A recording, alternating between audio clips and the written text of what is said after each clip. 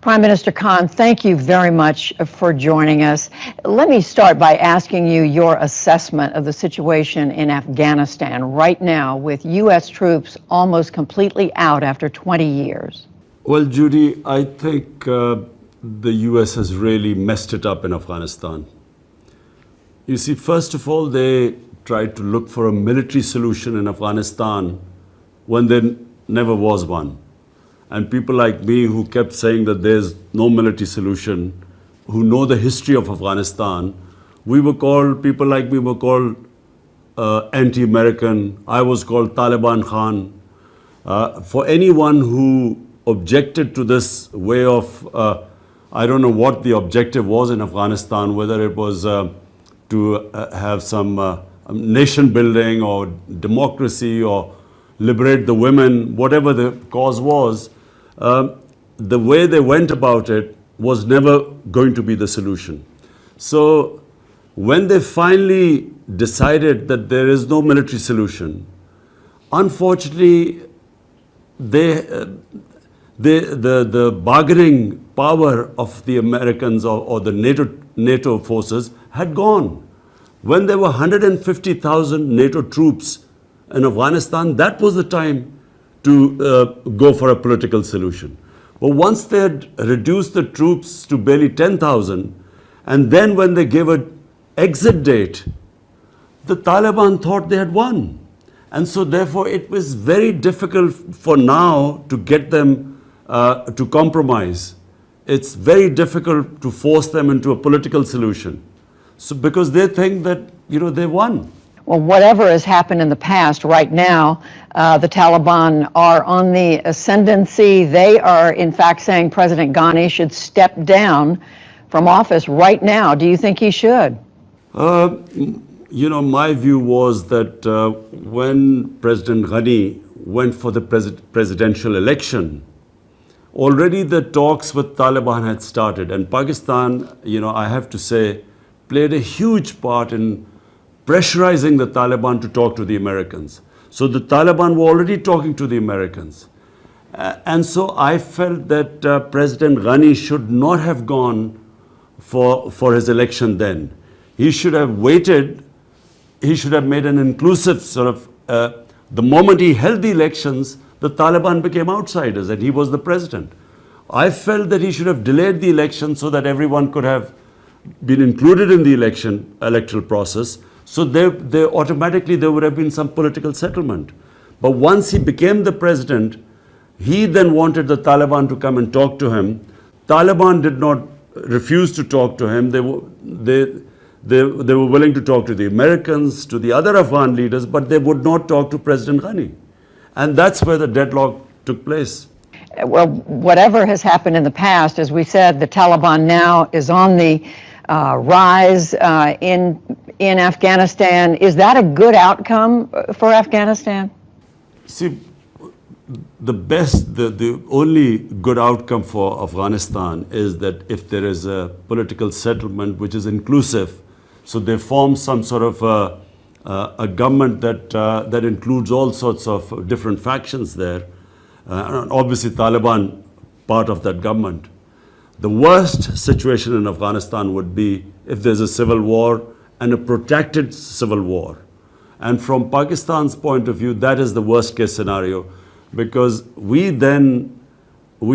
face two scenarios. One, a refugee problem. Already Pakistan is hosting over 3 million Afghan refugees. And what we fear is that a protracted civil war would mean more refugees. And our economic situation is not such that we can have another influx. Secondly, the worry is that the civil war will flow into Pakistan, because the Taliban are basically ethnic Pashtuns. Now there are more Pashtuns on our side of the border than in Afghanistan. And so the worry is that if this goes on, the Pashtuns on our side will be drawn into it. So that also is the last thing we want. And I do want to ask you about Pakistan. But before we leave Afghanistan, the United States has been asking your government for many years to help in the effort to fight the Taliban in Afghanistan. But the U.S., other organizations now say they have massive amounts of evidence that Pakistan has helped the Afghan Taliban with military, with intelligence, has helped them financially. How do you explain that this is a terrorist group operating in Afghanistan? How do you explain the support your government has given repeatedly over the years to the Afghan Taliban? Judy, I find this extremely unfair. And so you should know a little bit of the history. Come 9/11, Pakistan had nothing to do with what happened, the terrorist act in New York. Pakistan, in the sense that Al-Qaeda was based in Afghanistan, there were no militant Taliban in Pakistan, no Pakistani was involved, and so when the Pakistani government decided to join the US's war on terror, this country was devastated by that. 70,000 Pakistanis died in that war, which we had nothing to do with. We had over $150 billion lost to the economy. Now, you know what happened in Pakistan? We had these, in the 80s, the militant groups created to fight the Soviets, funded by the Americans, trained by the Pakistan army. When we joined the American war on terror, and these groups were trained to fight foreign occupation, which was the Soviets, but now when the Americans came, we told them that no, this is no longer jihad, it's terrorism. They turned against Pakistan. So at one point, Judy, we had 50 different militant groups attacking the Pakistan army and the security forces. So we, as I said, lost 70,000 people. To be blamed for NATO and US not succeeding in Afghanistan, I find is extremely unfair.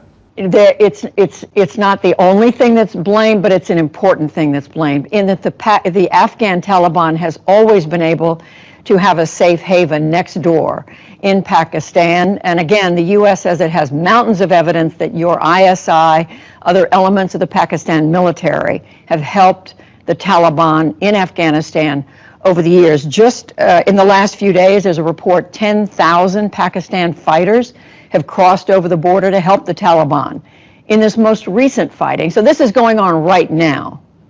Judy, for a start, this 10,000 Taliban, or they call, the Afghan government said, jihadi fighters have crossed over. This is absolute nonsense. Why don't they give us evidence of this? Firstly, let me just go back. When they say that Pakistan gives safe havens, sanctuaries to Taliban, where are these safe havens? When we say there are 3 million Afghan refugees in Pakistan, who are, by the way, the same ethnic group as the Taliban, Pashtuns. Now, there are camps of 500,000 people. There are camps of 100,000 people. And Taliban are not some military outfit. They are normal civilians. And if there are some civilians in these camps, how is Pakistan supposed to hunt these people down? How can you call them sanctuaries? Time and again, Pakistan has said, please take back these 3 million refugees. Huge burden on our economy. But Afghanistan was never in a situation. There's more or less been constant fighting for almost 40 years. So therefore, Pakistan is left with these refugees. Amongst these refugees, if they are Taliban fighters or supporters, how are we supposed to know? And we have been saying this time and again to the US.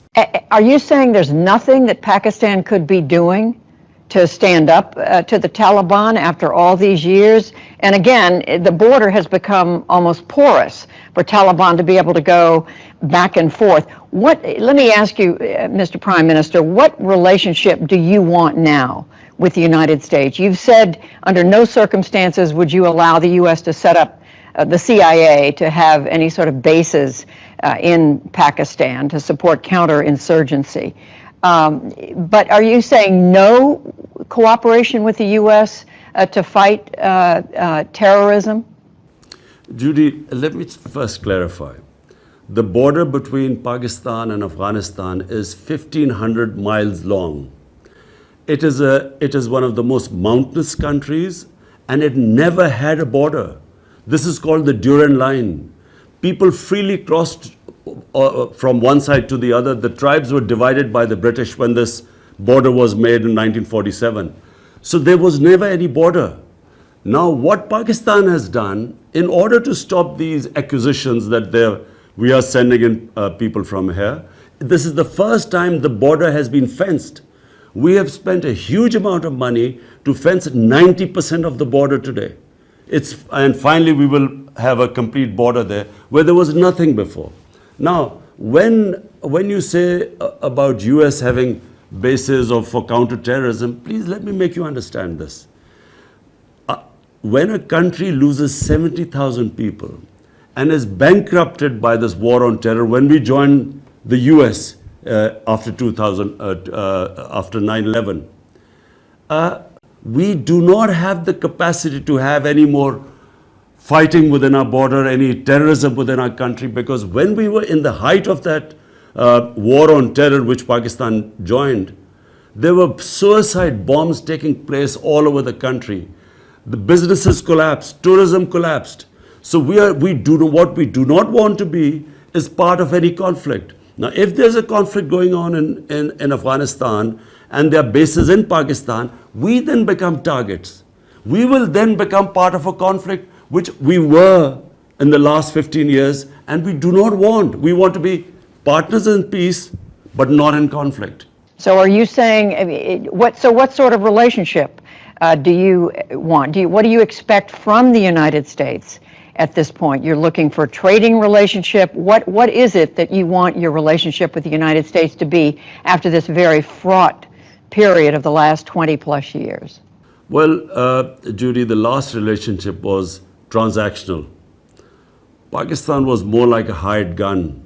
The US says that we paid you, gave you aid, and that's why you were fighting this so-called war on terror. Pakistan, on the other hand, felt that here was a country which had no need to be part of this war. It loses 70,000. I mean, which other country has lost 70,000 people fighting for someone else's war? So Pakistanis felt that here we were fighting US's war, our economy devastated, aid was minuscule compared to the amount of money we lost in the economy, and yet we were blamed for the failure in Afghanistan. This is the Pakistani point of view. Now, Pakistan's position is very straightforward. We want to help, and we have helped, getting the Taliban to talk to the US, got them on the dialogue table, and this will be vouched by Zalmay Khalilzad, who's the American point person in Afghanistan and dealing with the Taliban. We have done our bit. Now, what we cannot afford now, if there is civil war, what US wants is bases in Pakistan, if there's civil war in Afghanistan. So, but if there's civil war in Afghanistan, bear in mind, more than the Pashtuns in Afghanistan, only about 1/3 to the Pashtun population, so 2/3 are in Pakistan. We will immediately get stuck into it. There will be terrorism within Pakistan in support of the Pashtuns. We do not want, apart from anything else, our country cannot afford it. We have just recovered from a desperate economic situation, and we do not want to go through it again. I hear that message. At the same time, do you expect that if the Taliban does succeed in Afghanistan, you're going to have a country next door where women, for one thing, are not allowed to have an education after the age of 8, that you're going to have a country run by a group of terrorists, in effect? But Judy, what are we supposed to do about it? I mean, here were the US for 2 decades in Afghanistan trying to force a military solution. The reason why we are in this position now is because the military solution failed. Now, what choices have we got? The best choice is that somehow we have a political settlement of Afghanistan where it is, as I repeat, an inclusive government. So Taliban sit down with the other side and they form an inclusive government. This is the best outcome. There is no other outcome. because the military solution has failed. Then why can't Pakistan use more of your influence to get the Taliban to sit down and to agree to some sort of solution? Because right now, as you just said, that looks very, very difficult.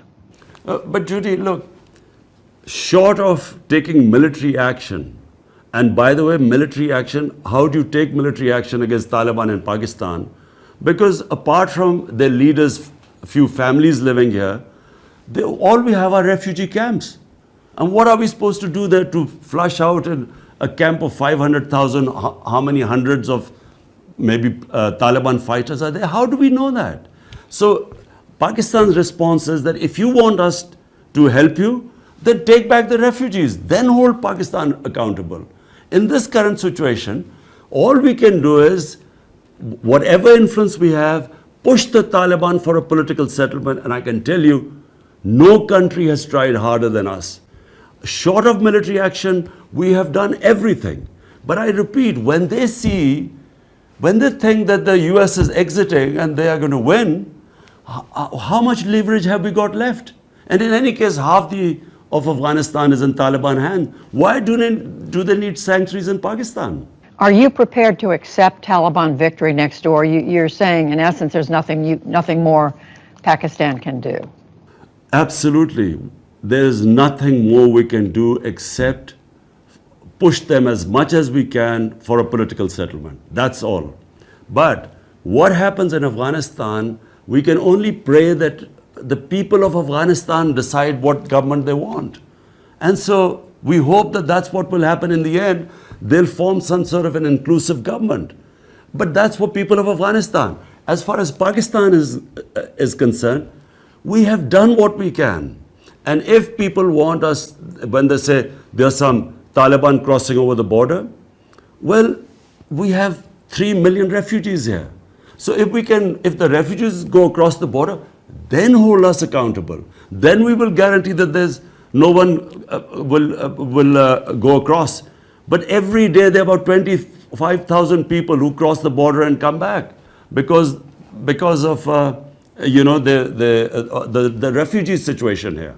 Just final question, Mr. Prime Minister. If the Afghan Taliban is successful, that gives more strength even to the Pakistan Taliban. And its leader, Nur Wali Masood, said in the last couple of days, quote, he's firmly hoping to take control of the Pakistani tribal border regions and make them independent.